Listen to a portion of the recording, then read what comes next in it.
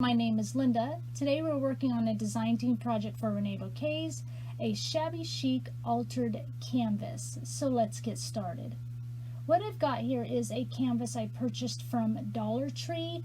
I was originally going to use the entire canvas and just kind of paint it and cover it, but decided I didn't want to do that. I am going to use the wood piece that has the quote on it, but I decided to just remove the canvas portion of it in its entirety and then use the wood frame underneath for my base.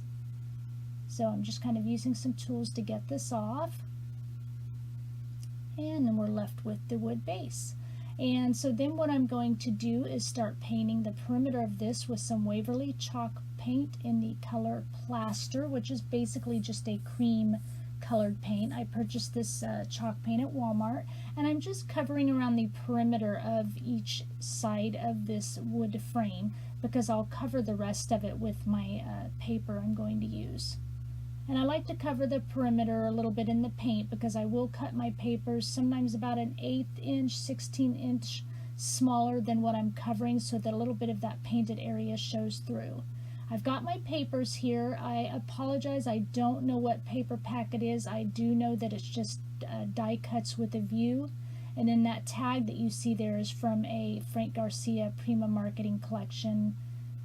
And I couldn't tell you that one either. I just pulled out a bunch of papers from a stash that I had, so I'm just trying to use it up. And right now on this main piece, I'm using Prima Clear Gesso. I'm prepping the paper with it because I've decided to use a little bit of some water paints colors to give a little bit of subtle look in the background over some stenciling that I'm going to do right here using Prima Marketing stenciling paste and this Crafter's Workshop stencil. It's called Art Is. I love the script of it, the detailing script. This light paste that I notice a little bit different from a regular modeling paste is because it is light, the detail comes out. It doesn't bubble up as much, it doesn't thicken as much as it dries, so the detail comes out really finite and just kind of nice and thin and soft. So I kind of like this for that when I want a little bit of texture but not in my face texture. Okay, see what that looks like. And then I'm going to come in with just a little bit of browns and a little bit of light pinks to give it a little bit of shading, not much, it's going to be very subtle. And as I put that watercolor paint down, I'm then spraying it with plain water so that it really dilutes it and allows it to run a little bit. But like I said, it's just very subtle, kind of hard to see actually on this video as we're working with it.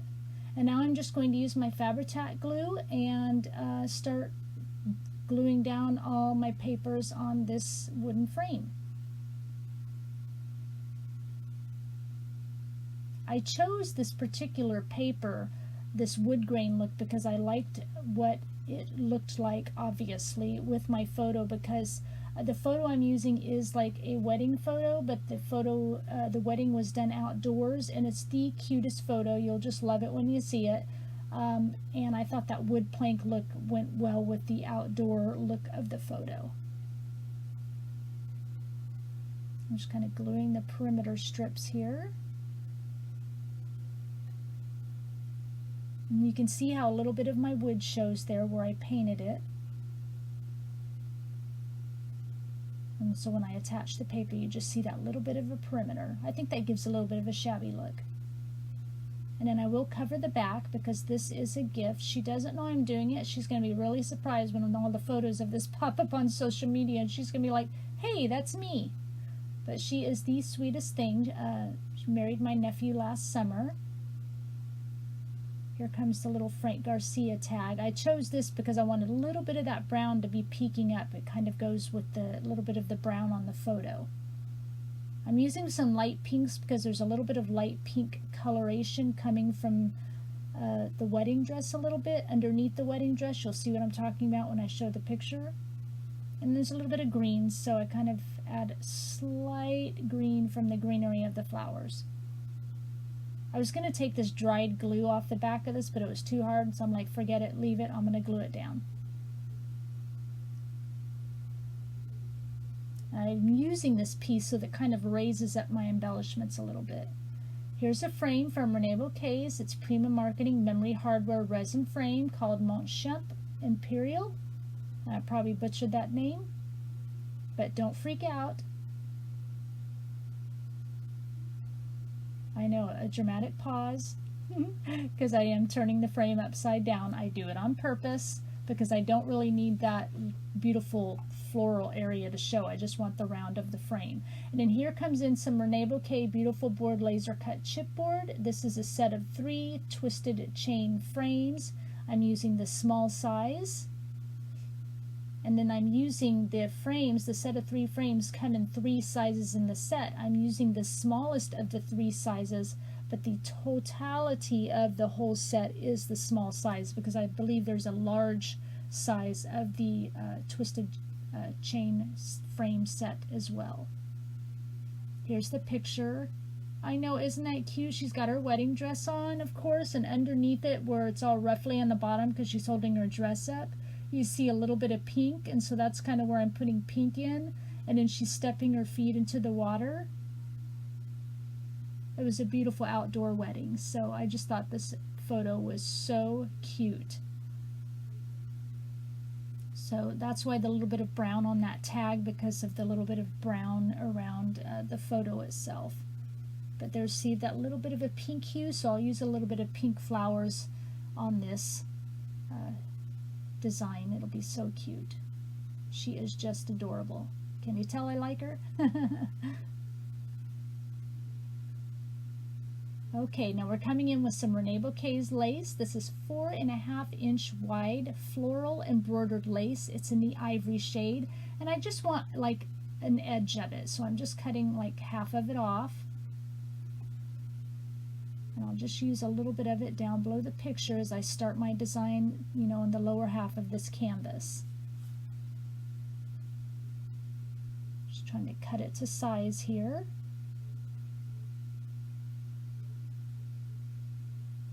This is just a old Prima Marketing lamp. It came out, it was called the Shabby Chic Treasures line. It was kind of a metals line. There was some resins, but this is the lamp from that line. I wish they still had that Shabby Chic Treasures line. All the resins and metals that came out were just gorgeous for Shabby Chic. I placed that in there because I thought it'd just kind of add a little romance to the project. And I'm adding the last of this, also an old release from Prima Marketing. The whole package was called Locks. Door locks, and yeah, door locks, I believe. This is my last little door lock. I was hoarding it. I guess she'll get it. I kind of turned it around backwards, I think, a little bit, but I liked that look. Because I think the two pieces are supposed to be facing each other. I don't know, but I like the way it looked this way.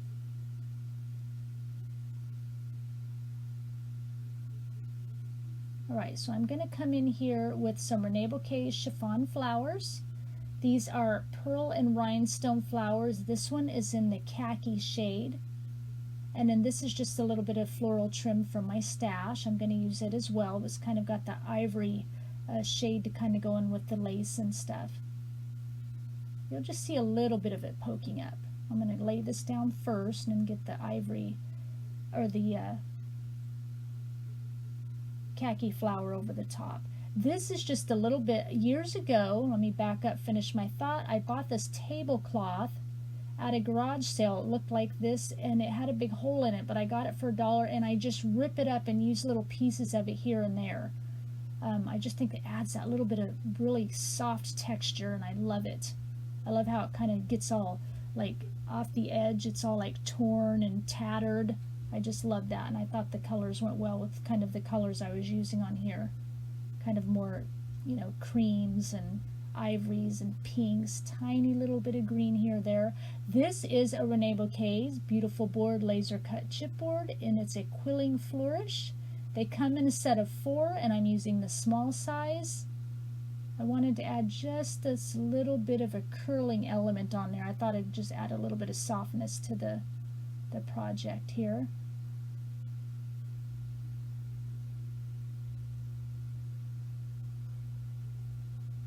And this is Beautiful Board Laser Cut Chipboard Circuit Elements.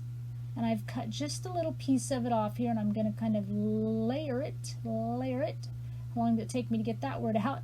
In this lower left corner here.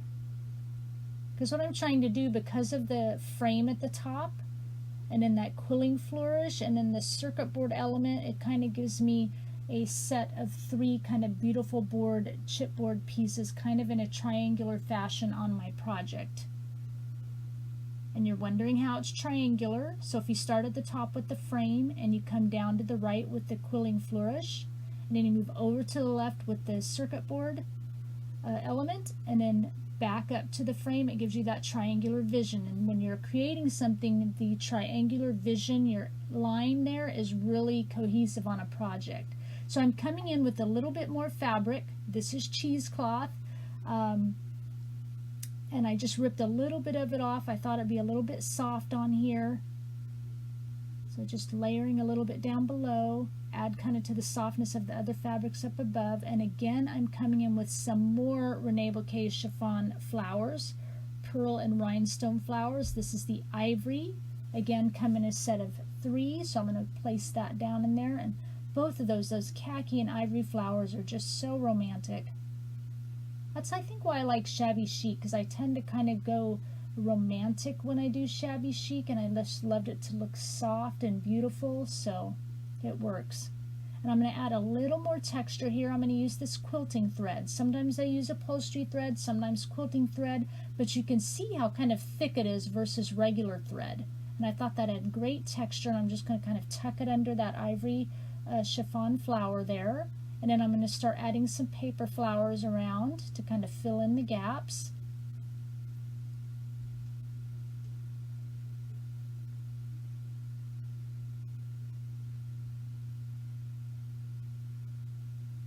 I've got some flowers from my stash, some Prima flowers. A couple of the Prima flowers that I'm going to be using on here do come from Renee's shop, such as this one here. This is Prima Marketing Pretty Pale Collection flowers, and this one is called Dry Desert. I believe it comes 1, 2, 3, 4, 5, 6, a pack of 9. And I just think they're so pretty. They kind of have that taupey look on the inside, just really beautiful flowers, kind of a matte look. And I'm adding a few of my flowers in the mix, leaving the green stems on them to kind of help compensate for that little bit of green that's in the photo. Here comes another one of the Dry Desert flowers from Prima Marketing. Another one of my flowers from my stash. Again, leaving the stem on there.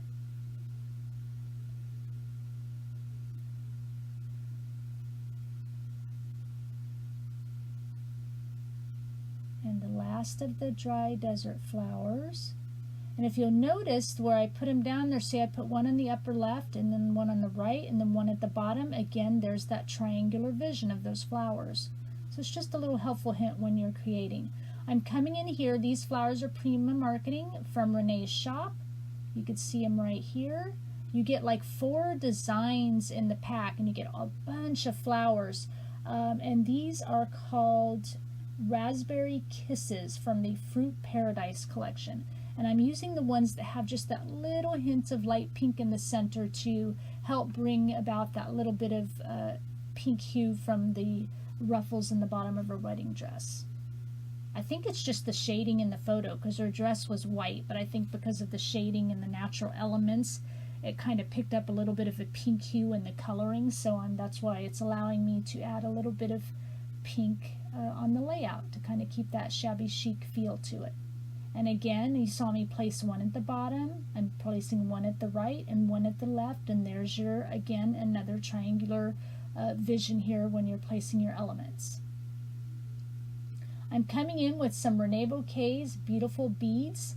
These are flat back pearl 6mm beads. I'm using the 0.4 ounce because you have a choice of how many you want to get. You can get a 0.4 ounce or a 1.8 ounce jar of whatever flat back pearls you want to use, and this happens to be the Cotton Candy shades.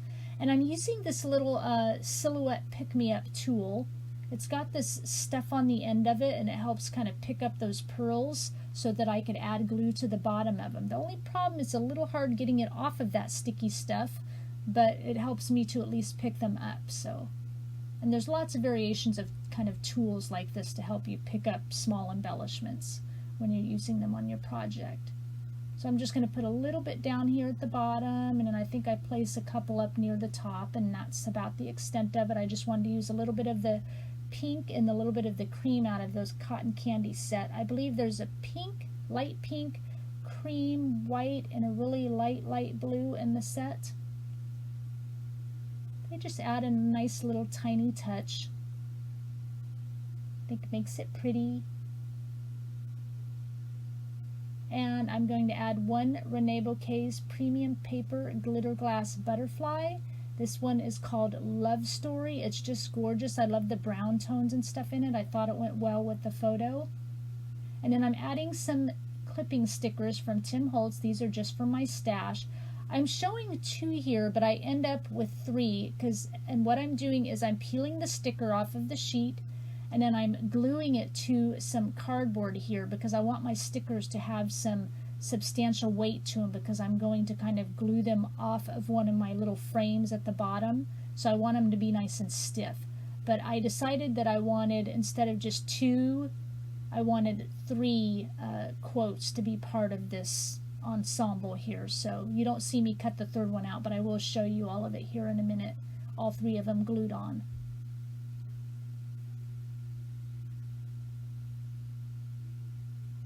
And of course I will have close-up photos on my blog, as well as Reneabouquet blog. I'm adding a little bit of chalk ink here by Prima on the end, just to just kind of shade the tips a little bit so it stands out a little bit better. See, I'm going to glue them right down there on that square frame. And like I said, I'll show you the finished here because I chose one more quote to add to it.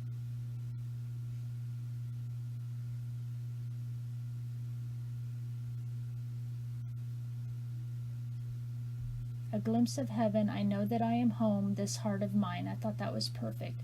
And so now I'm going to finish up my project with some Reneabouquet's glitter glass and a little bit of Prima clear beads from my stash. And I'm using Prima 3D matte gel. I'm just painting it on with the paintbrush, and then I'll drop off the little beads, and then I'll also kind of drop off the little bit of glitter glass on there as well. And I'm using 2 colors here. I show the sand, and then off camera I decided I wanted a little bit of a clearer glitter glass, so I used the diamond shade as well. So sand and diamond for Reneabouquet's glitter glass here.